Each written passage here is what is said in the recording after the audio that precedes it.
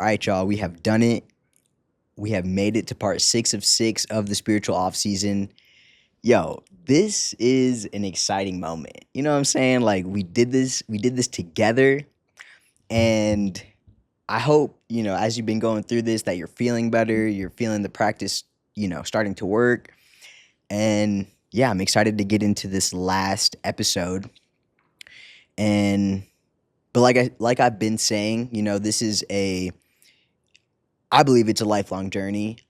And these are just a couple of tools to add to the tool belt to help you along the journey. So let's get into this last episode of the spiritual off season. All right, but before we get started, first and foremost, as always, I want to thank you for your time, energy, and attention as you participate in the spiritual off season. Whether you're listening, watching, or collecting this as an NFT, I appreciate you greatly. I appreciate you for being on this journey with me. So, welcome to part 6 of the spiritual off season. Friendly reminder, I'm not here as a preacher, but as a friend walking this journey of growth and healing with you. And in today's episode, we're diving into the timeout, aka the practice of meditation. Meditation is our spiritual reset button. It's a way to quiet the noise and return to a place of peace and clarity. Just like us athletes need timeouts to refocus, regroup, we need these moments in our spiritual lives to reconnect with ourselves and with God. In sports, a timeout gives the team a chance to regroup, catch our breath, and also rethink our approach. It's a strategic pause that allows us to come back to the game with renewed energy and focus. So similarly, a spiritual timeout is a pause in our day where we can reconnect with our inner calm, find clarity, and realign with our purpose. In a spiritual sense, meditation is our timeout. It's a moment of stillness where we quiet the mind and create a space to hear God's voice.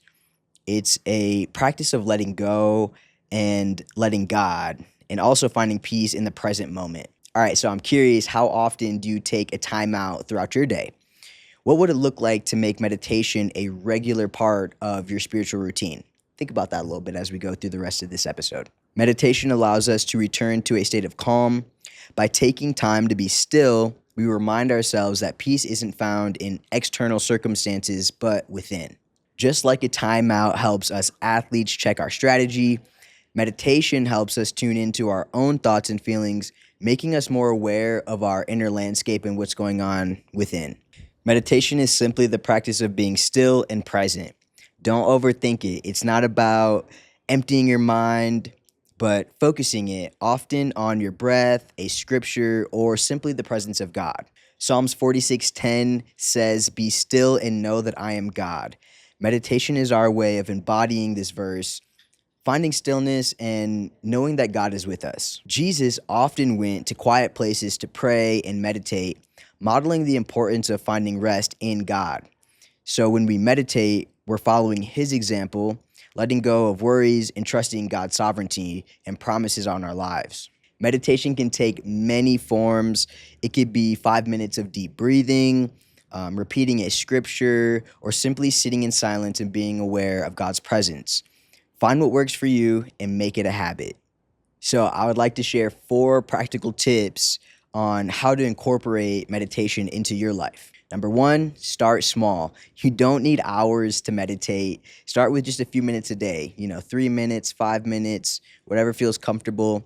Find a quiet space, close your eyes, and take a few deep breaths and allow yourself to just simply be present in that moment. All right, number 2, using your breath as an anchor. Focus on your breath as you inhale and exhale. When you breathe in through your nose, really focus on how that air is feeling, like going up through your nose, through this area, back through your throat. And then as you breathe out, think about focus on how that breath is leaving your mouth. Like, what's the temperature like? What does it feel like? What does it feel like in your lungs? Focus on that. If your mind starts to wander, it is all good. Gently bring it back to your breathing. This practice helps center your thoughts and your emotions. All right, number 3, meditating on scripture. Choose a scripture that resonates with you and meditate on it.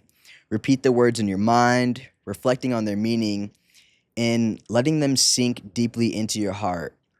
As you meditate on that scripture, really focus on each individual word. Okay, and number 4, practice gratitude. Spend a moment in gratitude, thanking God for the present moment. Gratitude is a powerful part of meditation that can shift your perspective and open your heart. For me, meditation has been a way to reconnect with myself and with God, especially in the busy moments. It's a reminder that peace isn't something I have to chase, it's something that I cultivate within. So being intentional with recognizing how I'm feeling internally and noting like, okay, I do need a moment to pause. And usually when I need those moments the most is when things feel the most hectic and chaotic going on in my life. So that can be that friction point and a little bit challenging to make that time to take a step back and create space to meditate. But that's a good indicator, when things are going really wild, to just like take a step back, create the space, and lean into the practice, right? Remember, meditation is a timeout from the shenanigans, from the chaos. It's a moment to find stillness and know that God is with you. No matter what's happening around you, you have a place of peace within. Taking time for meditation is taking time to nurture that peace. So, as you step into the week ahead, I encourage you to create space for stillness. Start small, just a few minutes a day, and allow God's presence to meet you there. Remember that the journey of faith is not about perfection. We're throwing that out the window. It's about progress, right? It's about cultivating this practice over time. Let each moment of stillness remind you of God's peace, His purpose for your life, and His unwavering presence. Y'all, we made it. This is it. This episode marks the final part of the spiritual off season. But like I've been saying, this is only the beginning of what's possible when you embrace this framework in your life. This is a practice. These are tools meant to be built up over time. And again, we are in this together. I got you, you got me. And I'm so grateful to be on this journey with you. I could not stress that enough, because at the end of the day, I cannot do this alone. I'm only one guy doing the best I can with what I got. And so, yes, tremendous amount of gratitude for you and for you participating in the spiritual off season, for being a part of this community, and for doing the work. This is the work, y'all.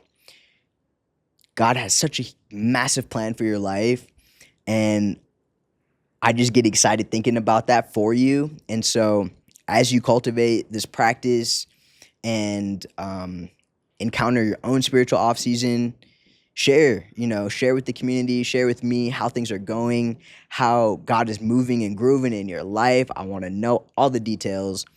And yes, just thank you again for doing the work. You know what I'm saying? For being on this journey with me. Endless gratitude for you, fam. But yeah, we made it. This is the conclusion of the spiritual off-season framework and guided series here.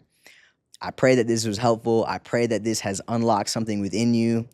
And yeah, we're going to continue growing within this space together. And hey, we did it. We made it, y'all. As always, stay hydrated, stay blessed. Peace.